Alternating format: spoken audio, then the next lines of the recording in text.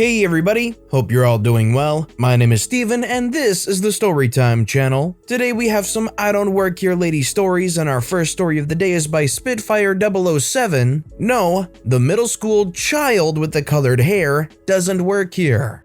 So this happened a while ago. I work at a certain clothing store that is pretty well known as the big chain Goth store. Our store is pretty small and can be easily run by 1 or 2 employees the whole day. When this happened, my coworker was on his lunch break, so I was running a one-man show, which was fine because we were pretty slow. Due to a certain ongoing international health crises, my company is enforcing a mask requirement for every customer and employee that enters the store, as well as a reduced capacity limit in order to make social distancing more feasible in our fairly cramped store.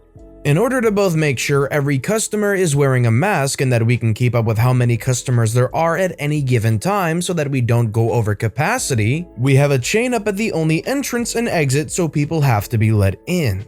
So not too long after my bud goes to his lunch, a family of 3 comes to the gate. The parents weren't really dressed in any particularly interesting way, and their maybe 13-year-old daughter wasn't either. Just a graphic tee and jeans, but her hair was dyed a light green.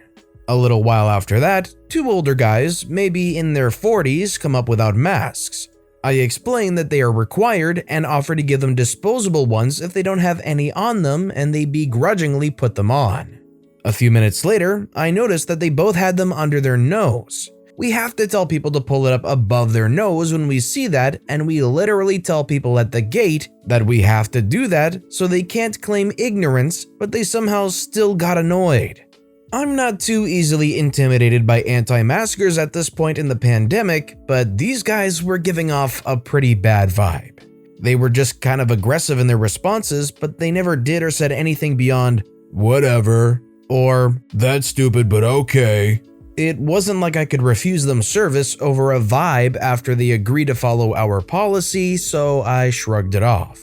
After like 5 to 6 minutes of no customers coming up to the gate, I decided to start working on shipment that had just come in, which was in the very back area of the store but not in the stock room.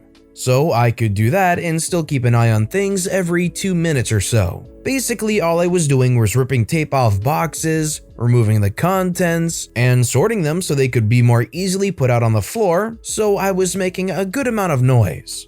At one point, when I had looked back to check on things, I noticed that the middle school age girl was by herself.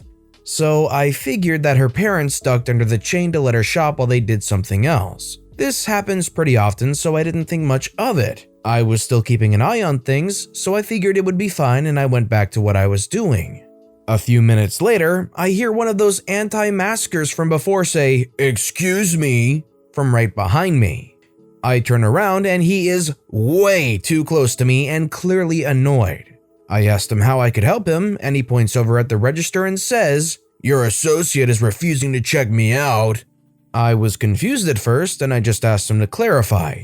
"I mean, she is refusing to give me service. I asked her thrice to check me out and she just ignored me." Then I realize he meant the kid with the colored hair. He must have seen the colored hair and just assumed that she worked here based on that, despite the fact that she was very clearly a child. I tell the guy that she doesn't work here and that I'm the only one in the store at the moment. He doesn't seem to believe me and goes off about how we were conspiring to refuse him service, and that he could sue for discrimination and have held us personally responsible. Typical anti-masker BS. At this point, I try to offer to check him out myself, just to get him and his creepy friend out of the store, but he just tosses the socks that he probably didn't even want to begin with on the counter and walks out of the store, ducking under the chain. When they were gone, I apologized to the kid and made sure she was alright. Her parents must have heard how loud the guy was being and came back into the store not too long after they left to check on her, and I explained what happened and they left shortly after too. I gotta hand it to Corona for really bringing out the stupid in people. In kind of the same vein as this story, have you personally been confused for an employee somewhere because of something that really is no excuse to confuse you over, or have you witnessed somebody get confused for an employee? Like in this case, it was their green hair for some reason even though they were a child? Let me know in the comments down below if you've experienced that. Our next story is by GreyerGrey. I don't work there, and you certainly won't work here. This happened a few years ago when I was assistant manager for a pet specialty store. We were in a strip mall with other shops including a beer store, a discount department store, a bank, some fast food options, etc. Pretty generic. I was a little early to work, so I popped into the department store to pick up some things for the store. Toilet paper, coffee, cream, things.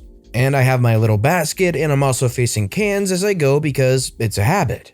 Our uniform at the store is pants. Blue jeans or dress pants, didn't matter, just not tights or leggings, and a black polo shirt. Managers/assistant managers had button-downs, but they were still black. I have my fancy button-down on and black pants because I get to sit in on my first interview, as we were trying to get some permanent part-time help to cover evenings and weekends. The uniform of the department store is a black blouse, black dress pants, and a yellow smock/apron. I suppose it was the black on black in the facing of cans, but this woman comes up and begins demanding items on discount, and gets even more aggressive when she is met with a blank look because, seeing as I don't work there, I have no idea what she is talking about. If she would have been quiet for a moment, I could have explained it, but she continued to talk over me.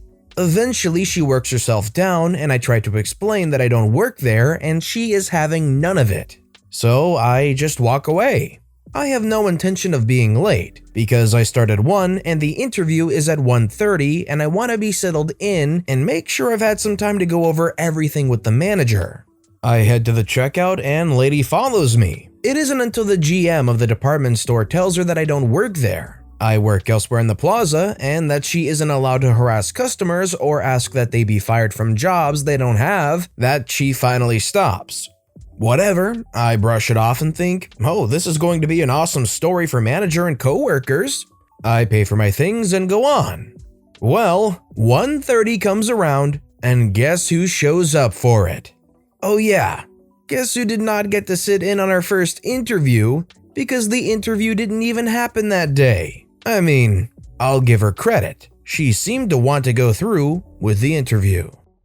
Yeah, you're gonna have that experience with me and then have the unfortunate circumstance of walking in having to interview with me. You're probably not going to go much further beyond that, and in this case, they didn't even get the interview. Our next story is by Flamuel. Young gun thinks he knows me, tries to get me fired from my old bouncing gig while I'm doing my new job. Background: I have worked in security for over 6 years now. First few mostly as a bouncer, but later on a celebrity/socialite CPO, close protection officer, i.e. bodyguard. 2 years prior to this incident, I was working the doors at a club that was a hotspot for underage drinkers and obviously bounced a lot of them in my time. It is also not the biggest venue and was always jam-packed. On to 2017-2018 New Year's Eve, I was working in a team as a CPO for some rich 18-year-old who liked to big things up on New Year's Eve for his chums. Lad's tab/bill was well over $100,000 USD converted a night. My guy has got 2 of 5 VIP areas which surround the dance floor, and a stupid amount of Dom Perignon. The title character, Tickhead, is in a different party and VIP area right next to the 2 my principal has, separated by a knee-high wall. One of our jobs is to make sure my guy's area and drinks are only taken by his party-goers. Throughout the night, Tick and his merry jerks were stepping over into our area, trying to take drinks, talking crap, and just generally being just-turned-drinking-age prats. Not sure what cracked, but Tick was in my principal's face, so I grabbed him and mildly removed him. He wasn't having that and started shoving my partygoers around making a fuss. Scuffle, shouting, usual club crap. Bouncers, my old colleagues, come in and do their part, and things are back to a calm state. Tick then decides he's got the big tick for a head. Basically, convo went like this. Keep in mind, this is a nightclub with music turned up to 11. Tick says, "What's your name?" I say, "What?" "What's your freaking name, witch?" "What does it matter?" "Tell me your freaking name, I'm going to freak you up." "I don't freaking care, freak off." "You're a piece of crap. Can't be any more than a bouncer. I could own you and your family. You're trash. You get the idea. Insults.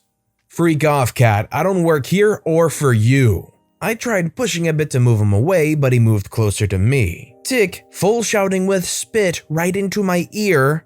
I know you. You worked here for years. So don't you remember who I am? Don't you know who I am? Me, after pushing him away from my face. Go on then. Who are you? Don't freaking touch me. What the freak? You can't touch me, mother freaker. Continued with more insults, followed by poking my chest with every word. My team are getting ready to back me up, and the principal and his party are looking my way. I kept trying to talk him out and make him ignore our area, but he wasn't listening, just yelling and swearing. Until I just had enough. I grabbed his wrist, pulled down on his shoulder, and twisted and bent his elbow behind his back, and shouted as loud as I could in his ear that he's done, and to leave it alone. I might have been a bit of a knob and said some cringe line like, "I'll break you." After I let him go, he gave me one more, "You're effed," and went over to the bouncers. They came over and looked at me a bit confused, then I think said, "This guy doesn't work here." He said more, but I couldn't hear what. The Nabo went back to his mates and I didn't see him the rest of the night. Tick still kept trying to take my group's drink though, but nothing to write home about.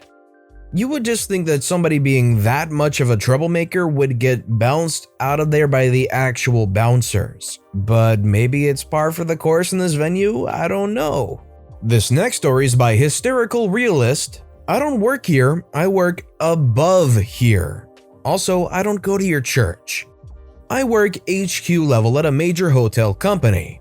I don't need to name them, but it's the one that is commonly believed to be owned by the LDS Church. We're not, but I understand why people believe that myth. One of the perks of my job is that I get to stay at most of our hotels worldwide at a super low rate, pretty much break-even pricing from the hotel's perspective. I was on vacation and staying at one of our hotels under my discount when this happened. At check-in, I was having my typical conversation with the desk agent, where I told them my role in the company and handed over the authorization form that confirmed my access to the discount. Got checked in, all well and good. Unbeknownst to me, another customer was in the lobby and overheard that conversation. He found me later that evening in the hotel restaurant and decided he wanted to file a complaint about his particular stay. He'd gotten nowhere to his satisfaction with the hotel staff, and he thought that as an HQ employee, I would outrank the GM and would be able to get a resolution. I don't, and I couldn't. It's outside of my job responsibilities, so I directed him back to the hotel staff for his further conversations. Man, he didn't like that. He started to raise his voice and shout a bit before he looked down at my table and saw the glass of beer sitting beside my plate. That's when I learned this guy is Mormon, and he thought that any headquarters employee of this company would have to be Mormon too, because he believed the Mormon-owned myth. Mormons, I'm told, are not allowed to drink alcohol. Oh man, did he get hot, shouting even louder, not even letting me tell him that I'm not Mormon and still couldn't help him. He threatened to contact my stake president and have my temple recommend revoked, which would have been serious threats if I was actually Mormon, but made no difference in my case. That's when a hotel employee came up behind him to defuse the situation. His name tag identified him as the general manager of the hotel, a person I learned this guy hadn't met yet. He also had a brown complexion and an Arabic name printed on his name tag.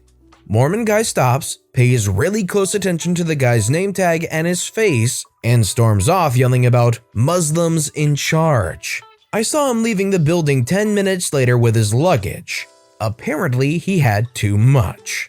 Plot twist, talking to the GM about the experience over the next few minutes, I discovered he was actually a Lebanese Christian. Score 1 for stereotypes, I guess. It just sounds like this guy was full of stereotyping, assuming what people are, just really a lot of assumptions, and you know what they say about assuming, it makes you probably get the picture. Our next story is by tmccrn, Best Salesman Ever. The last time we bought a car, we took our kids along. It was a smaller specialty dealership and the owner happened to be there and recognized us. business circles combined with small town, and took his time showing us all the details of the vehicles, particularly the two we were trying to decide between. Being a small dealership, the process was quick and we went inside to pay and process the paperwork. Our teens waited outside. A few minutes later, one of them comes inside and says, "Hey, can I have the keys to the white so-and-so? This lady wants a test drive." The owner looks up, looks at my teen, looks at the lady standing outside by the vehicle, and, to my surprise, says, "Sure, here you go. Just get her driver's license and bring it in, would ya?" and tosses my kid the keys. 15 minutes later, my kid comes in and says, "Okay, I told her," recites what the owner had told us about the vehicle, plus a couple of other things that were accurate, and she wants it. We all look at each other, shrug our shoulders, and the lady comes in singing the kid's praises, and we finished up and traded places. The owner said that if the kid ever wants a job, let him know. Man, oh man, the owner of that dealership should have given OP a break on their sale. Should have given some kind of small commission extra break to OP. Come on, their kid sold a car for them. And our final story of the day is by Artist J 1985. Tiny Grandma asks New for help because I'm a giant. How can I refuse? This happened when I, female, was a teenager in high school, 16ish. One thing you need to know about me is I'm tall for a female, above average at 5'11". My mom and I had gone to our local grocery store to pick up some food for dinner that night, and she had asked me to go get something from her list. This was no problem, so I left to go get her what she needed. I'm standing in the canned vegetable aisle trying to find a can of beans. There were a few other people down the same aisle, and we were all doing the polite thing and ignoring each other. But suddenly, I heard a little frail, "Excuse me." I looked down to see the cutest, littlest, old white-haired grandma you've ever seen. No joke, I'd be surprised if she was over 5 feet tall, she was so tiny. You could fit her in your pocket. "Yes, ma'am, how can I help you?" The grandma very sheepishly, "I'm really sorry to ask you this. I know you don't work here, but I couldn't find any employee to help. Would you mind getting me that can of insert random canned veggie off that shelf?" I say, "Sure thing." I reach up and grab the can. It was literally on the top shelf, and hand it to her with a smile. The grandma says, "Thank you so much. I don't mean to be rude, but I would have waited for a man to help me get that. You were just so tall that I figured I'd ask. I hope you don't mind." I say, "No worries. I'm glad my height came in handy for you today." We both shared a laugh, she thanked me again, and we parted ways. It was one of the nicest random encounters I've ever had. When you're tall but you're not too tall, there's really no necessarily bad thing about that. Quite often, it can be very, very handy to be above average height. And for OP, it gave them a really cute memory to always be able to look back on. But with that being said, that's all the time we have for today. So if you have a favorite story of the day, let me know which one and why in the comments down below. If you enjoyed the video, please consider giving it a like and subscribe if you haven't, and turn on notifications so you'll never miss an upcoming video from the Storytime channel. Every little thing that you do helps the channel grow that much more, so no matter what you did, thank you for supporting me right here on the Storytime channel. I hope you all have a wonderful day, and I'll see you all next time right here.